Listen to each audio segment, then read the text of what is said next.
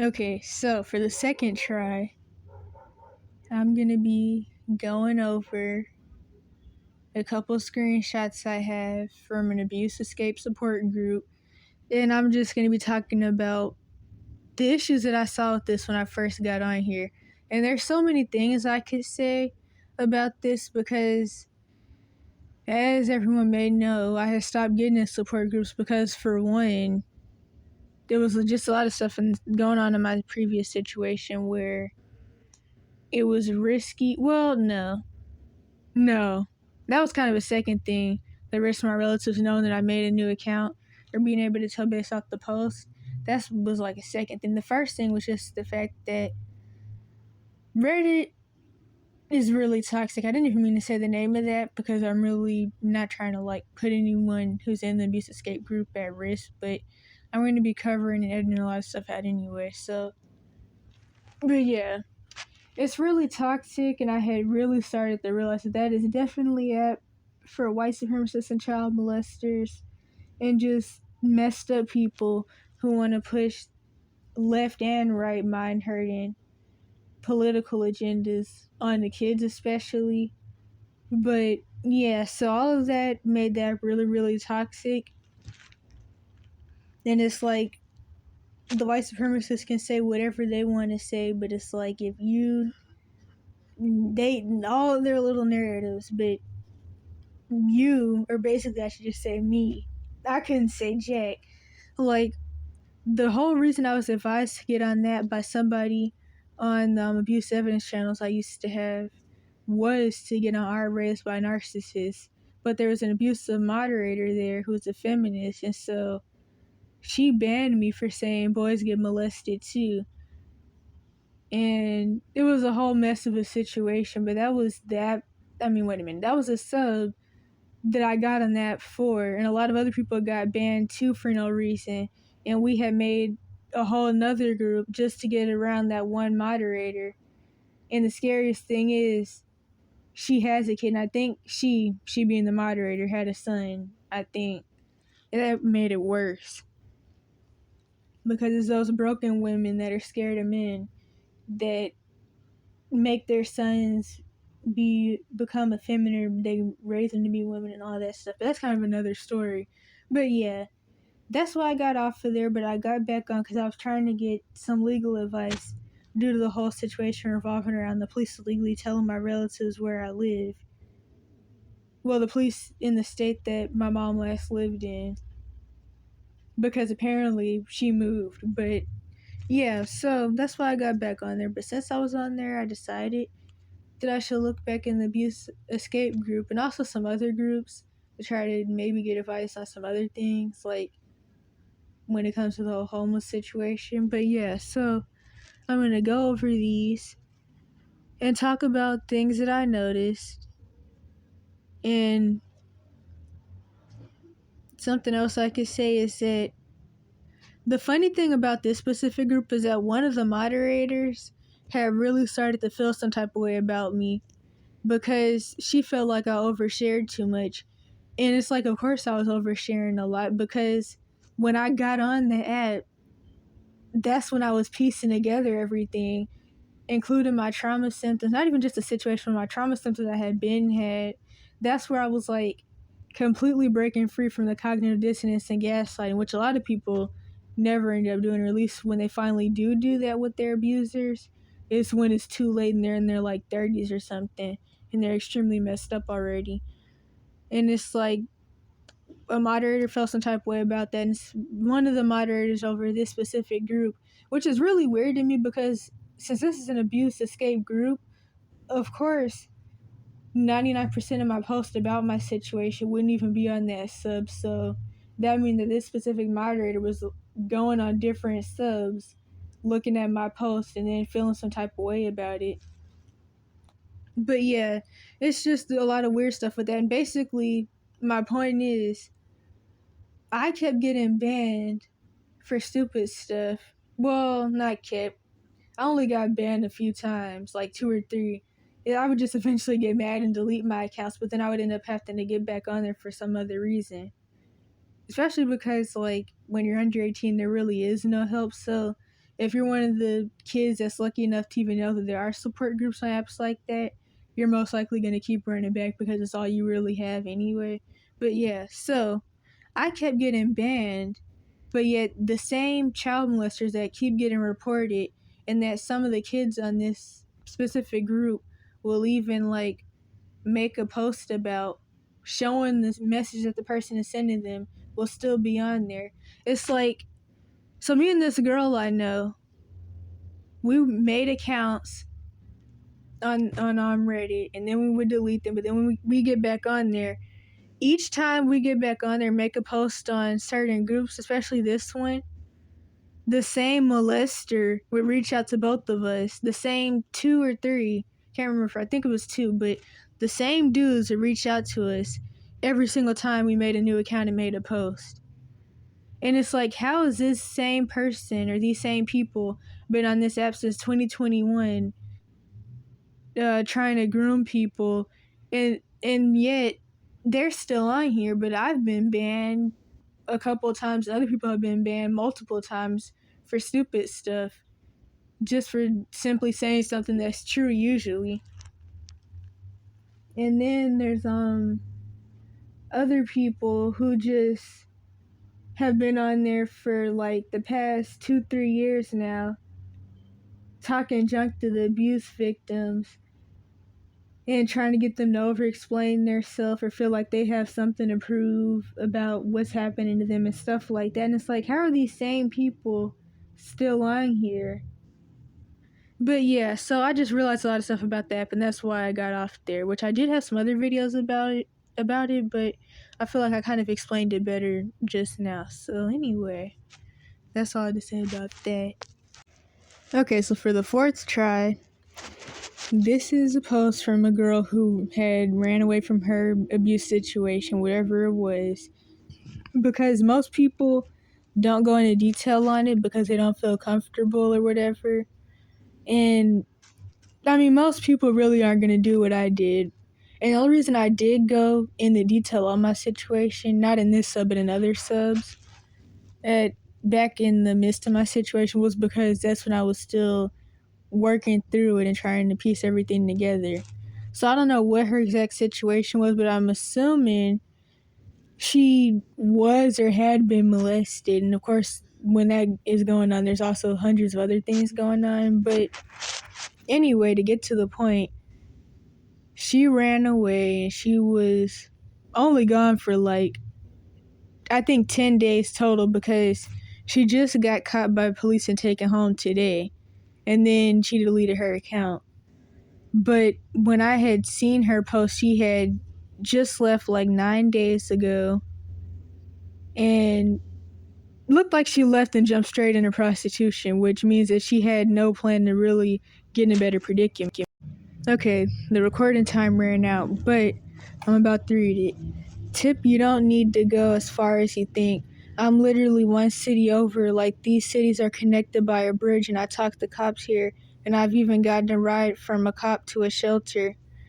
As soon as she said that, because this was before I think this was before I seen the prostitution post, I already knew this wasn't going to last long, and she had no idea what she was doing out here. Okay, so I kind of messed up before, but the thing is, she was technically in another state, which she explained in the comments, but the states were connected by a bridge. And this is really risky because when you leave an abuse situation, you need to get as far as possible.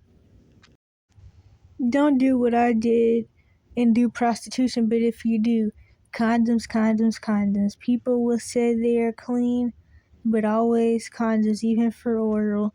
If you need Plan B, ask someone with the Costco card to help you get it. Way cheaper. Do not work for a pimp. That's how you get stuck in this S. Use Snapchat or some other app with live tracking and send it to someone. Make sure someone at least knows what you're doing. Pepper spray, pepper gel. I'd say a gun, but can't have those. People under 18 don't really have rights to self-defense anyway. So that's why I would say watch what you have when you do leave an abuse situation and do the lay low till 18 thing. But anyway, be okay saying no to an unsafe person and leave. Wait. and leave, you aren't required to stay with them.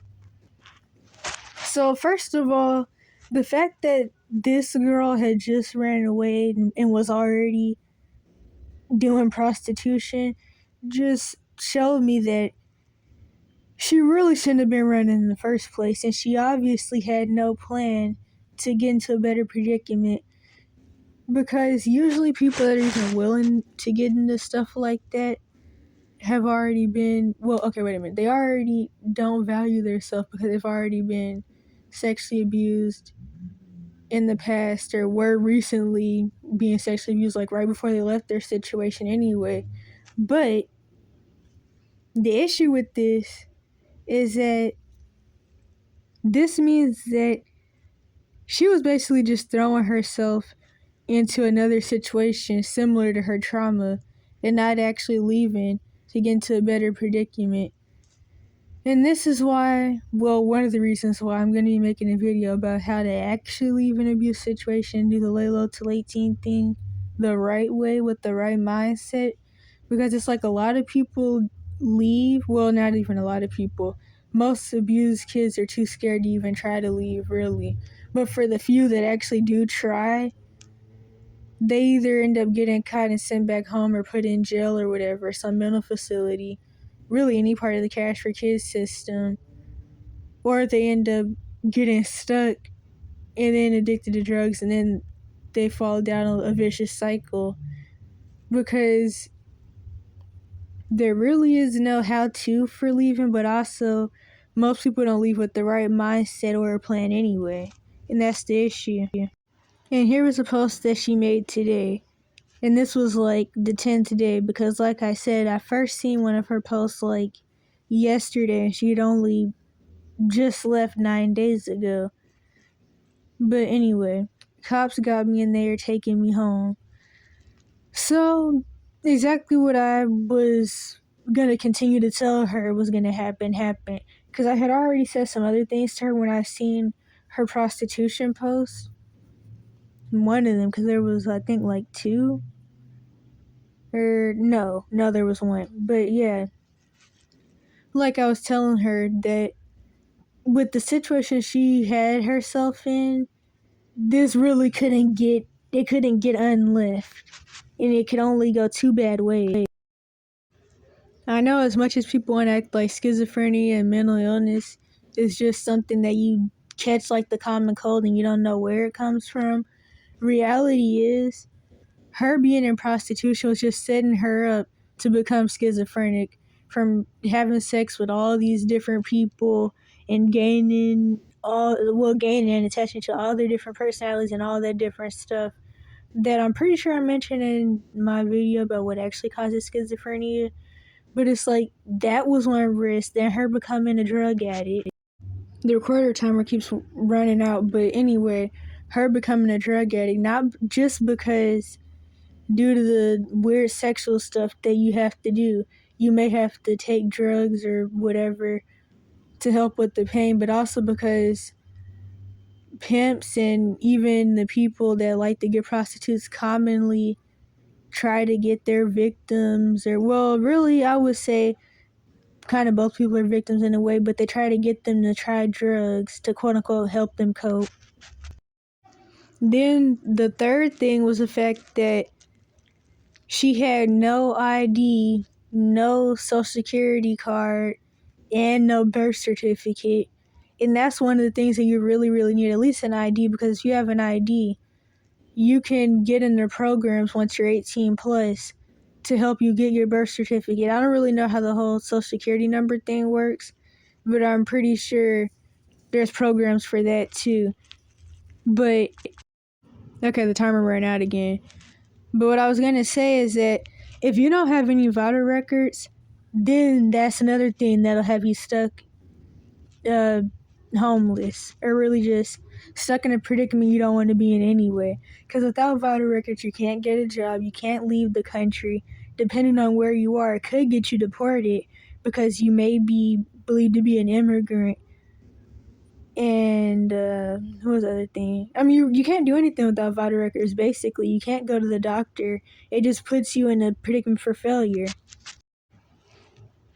And then as far as her getting caught in general, that's a really, really risky situation. Because when you get caught, you're at risk of being put in some form of the cash for kids system, whether juvenile jail, a mental facility, or a TTI. You're also at risk of getting charges that can even be used against you at 18 plus. Because the thing is, when you're in these abuse situations where you constantly have people, specifically your abusers, pressing charges on you, the worst thing about it is that those can make it hard for you to get jobs at 18 plus. Like, I know a girl who's years younger than I am, who has all types of crazy false charges on her, and it's like they kind of already have her life pretty messed up, to be honest. She has domestic violence charges from when she was like 12. Of course, the whole CP bullcrap charges, because like I said in another video, the kid victims get charged for CP, or what should be called child sexual abuse imagery, but the kid victims get blamed and they get the charges, and then the molesters that groom them into doing it, or maybe they just were selling news for food and stuff, because that happens too, where people they do it to buy food and take care of their family or their younger siblings due to the whole ageist thing with the job world, and it's really messed up. But anywho, what point was I supposed to be making? I don't even know. But to get to the next thing that I was going to say, you're also getting sent back to a home environment that's now going to be more hostile than ever, because for one, your abusers know that you know you're being abused. And they also know that you're willing to try to leave, which will have you on lockdown more. That's why, depending on how bad your abuse situation is, you need to leave correctly, so that way you don't end up getting taken back and then locked in a cage or something. Either way, it's obvious that she was in a bad situation, but I can tell from the things that she got into as soon as she got out here, she wasn't prepared to leave, and she did not have a plan set up, or she just didn't have the mindset for leaving in general. Which, honestly, it could be both, but I'm starting to think that she just didn't have the mindset for leaving in general. Okay, so I had to take a 1-day break, but now I'm going to try to finish this video up, and hopefully I'll upload it today. So, in the comment section, someone said, well, on the bright side, you don't have to be a prostitute anymore. And it's kind of like, I mean, yeah, there's that. And she obviously was not ready to leave her abuse situation and did not have the right mindset or a plan. But I do worry about what happens when people get put back in these situations. Because it's like, throughout the years, me being on and off this group, I've seen posts where people have talked about how they got caught and turned in. I mean, I was even one of those people once, although I didn't get caught because the police were never looking for me due to multiple reasons, especially racial reasons. But there was that whole situation where this lady lied to everybody and turned me in. And she acted like she didn't know what was going on, like she didn't really know what the whole plan was, because that was when all the bullcrap was going on, where basically this psychologist said he was going to help me get into a transitional teen program, and obviously that didn't end up happening. It sounded like it was about to be a part of the Cash for Kids system anyway, but I have tried to reach out to that lady since then, and she's I don't even know what to call it, but she's doing the usual weird thing people do after they play flying monkey, where they either won't respond about the situation at all, or they just keep gaslighting you. But anyway, she's the type that doesn't respond. So, to get back to the point, I said, I know people are going to flip out when I say this. Oh, dang, my recording time's up.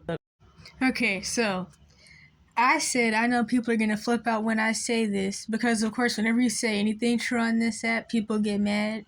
And it's like, the moderators act like they don't want anybody to have any real advice sometimes. And it's really weird, especially because of what they claim they made the group for. But anyway, but you don't have to prostitute. That's what happens when you had no plan, or B, you already had, well, I typed this up wrong, but already had no self-worth due to being sexually abused before. Not that this is their fault, which also means that the person ran away just to throw themselves into the same trauma they were experiencing or had experienced, which means they weren't running away to better their lives. If this is the girl I think you're talking about, I was trying to tell her this won't work. For one, she didn't go far enough and was willingly interacting with police and shelters. Two, she was prostituting willingly, which means she was throwing herself into the face of traffickers. I also told her, if this is the same girl, I have to check her other posts to see that prostitution sets her up to develop schizophrenia and other issues as well as drug addiction. Then lastly, she left with no voter records, no ID, no nothing. Actually, no, that's not even the last thing. The last thing was that she ran away and jumped straight into prostitution, which I kind of already mentioned. But the fact that she had literally only been out there 9 days and was already prostituting was really a red flag to me. Obviously, okay, wait, I'm running out of recording time. Okay, so to try this again, obviously her home situation was horrific for her to do any of that, but I can definitely say she doesn't have the right mindset to successfully run away. I don't mean successfully, because I messed up a little bit the first time, as in not get caught. I mean successful as in not become the many people who get stuck addicted to drugs on the street. I feel bad for her and was willing to try and help, but she definitely wasn't ready. And the thing is, I was actually willing to help people, and I always am. But the thing is, a lot of these are those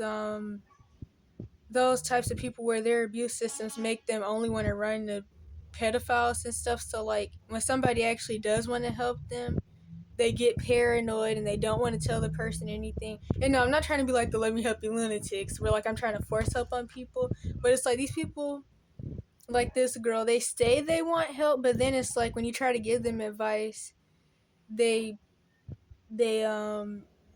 don't respond because they don't want to tell you anything, and they don't want you to come help them or any of that, or even invite them to a better area, which I would definitely tell people to come to the area that I'm in, or at least somewhere nearby, just because the resources that are out here. Or I don't even remember what else I was gonna say, but basically the type of abused kids that are just so at odds with people actually caring about them and worrying about them or wanting to help them, to where when somebody actually is wanting to help, I'm not talking about a let me help you lunatic, they'll run in the other direction to pedophiles so they can keep prostituting themselves instead of getting actual help. And this is exactly why I say her and even others that I've seen make posts on this app throughout the years really don't have the mindset to be leaving. And it's really sad to say because, of course, staying in the situation isn't good, but it's like there's just certain people where their abuse is just giving them a certain mindset to where even if they do leave underage, they're not going to be able to get in a better predicament. Okay, so apparently, actually, those might not be the same people from the last couple of posts, but the person who got caught, they deleted their account once that happened. So even when I saw that post, I couldn't like click on their account and see their other posts because I had tried after I had made the comment. But either way, what I said still stands. And that's why I'm making this video, to let people know, people in these situations, hopefully, because that's really what this channel is for, to let you guys know that you really have to know what you're doing and have the right mindset when you get out here, or else things are going to go completely left. So if those definitely are two different people, because I definitely went back and looked and they're not the same account, still, that girl is really at risk. The one who was prostituting. Apparently they both are prostituting, because that comment is what really threw me off on the I got caught post, or at least the cops are taking me home post, because that dude had made that comment where he was like, at least you don't have to prostitute anymore. So it looks like that's just another person who jumped into prostitution. But still, definitely, the girl I thought it was, if they're not the same person, just on different accounts, had just got out there and jumped straight into prostitution. But anyway, Here's another post. This is really old. I saw this on here like a year or two ago, back when I was on here another time. And basically, this person didn't deal with their cognitive dissonance before leaving. And so after they left their abuse situation, they felt guilty and they missed their abusers, and then they called them and that got them caught. And that's also why when I make my full video about how to leave an abuse situation successfully and safely in the right way, I'm going to talk about how important it is to actually study your symptoms, your trauma symptoms, and study how abusers work, because this can happen. Okay, I ran out of recording time again. But anyway, if you don't let go of your cognitive dissonance, which is honestly really, really hard, and I'm lucky that I was able to, as easy as I was. But if you don't let go of your cognitive dissonance, you can end up getting guilt tripped or hoovered back into your abuser's dysfunctional